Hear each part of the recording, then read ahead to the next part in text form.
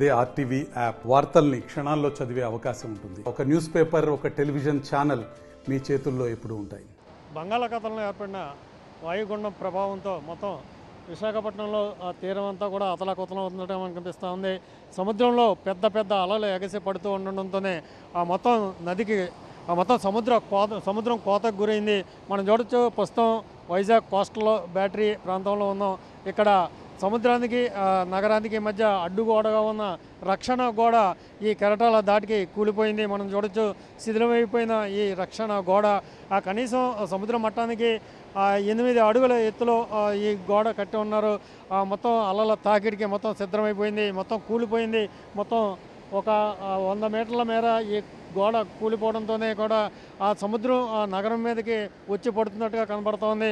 మనం చూడొచ్చు, ఈ కెరటాల దాటికి కింద నేలంతా కూడా బీటలు వారింది. మనం చూడొచ్చు, ఈ బీటలు వారిపోయింది. అలాగే సిమెంట్ కట్టడాలు కూడా మొత్తం పగిలిపోయిన దృశ్యాలు మనకి ఇక్కడ బీభత్సంగా కనిపిస్తోంది. దీన్ని బట్టి అర్థం చేసుకోవచ్చు సముద్రం ఎంత అల్లకల్లోలంగా ఉందో, ఎంతటి బలమైన అలలు, రాకాసి అలలు నగరం మీదగా దాడికి వస్తున్నాయో మనం చూడొచ్చు. పక్కనే కోకో ఎరీనాలో చూసాం, అక్కడ కొబ్బరి చెట్లు మొత్తం కూలిపోయాయి. మరోవైపు చూసుకుంటే కనుక ఈ కోస్టల్లో బ్యాటరీలో మొత్తం ఈ రక్షణ కూడా పగిలిపోవడంతోనే, కూలిపోవడంతోనే కూడా మొత్తం సముద్రం విశాఖ నగరం మీదకి దండెత్తినట్టుగా మనకు కనిపిస్తూ ఉంది. మనం చూడొచ్చు, మొత్తం ఈ 100-150 మీటర్ల దూరం తీరం అంతా కూడా ఈ రక్షణ కూడా కూలిపోయిన దృశ్యాలు మనకి ఇక్కడ కనిపిస్తూ ఉన్నాయి.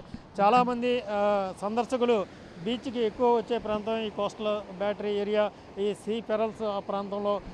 మొత్తం మీద చూసుకుంటే కనుక ఈ 3-4 రోజుల నుంచి కూడా భారీ వర్షాలు కురుస్తూ ఉండడంతోనే మొత్తం విశాఖ నగరం అంతా నడిచి ముద్దయినట్టుగా కనిపిస్తూ ఉంది. మొత్తం జన జీవనం స్తంభించినట్టుగా కనిపిస్తూ ఉంది. నిత్యావసరాలు కూడా దొరకని పరిస్థితులు ఉన్నాయి. ఈ నేపథ్యంలోనే మరింత భారీ వర్షం పడే వర్షంలో ఇబ్బందులు పాలవుతారన్న ఉద్దేశంతోనే జిల్లా కలెక్టర్ హరేంద్ర ప్రసాద్ ఈరోజు జిల్లా అంతటా కూడా సెలవులు ప్రకటించారు. అయితే ఈ వాయుగుండం ప్రభావంతో మరో 48 గంటల పాటు తీరం మీద ఉండవచ్చని వాతావరణ శాఖ హెచ్చరించిన నేపథ్యంలో విపత్తు నిర్వహణ శాఖ కూడా అప్రమత్తమైంది.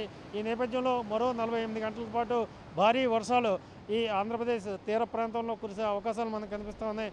అందరూ అప్రమత్తంగా ఉండాలంటూ కూడా అధికారులు హెచ్చరికలు జారీ చేస్తూ ఉన్నారు.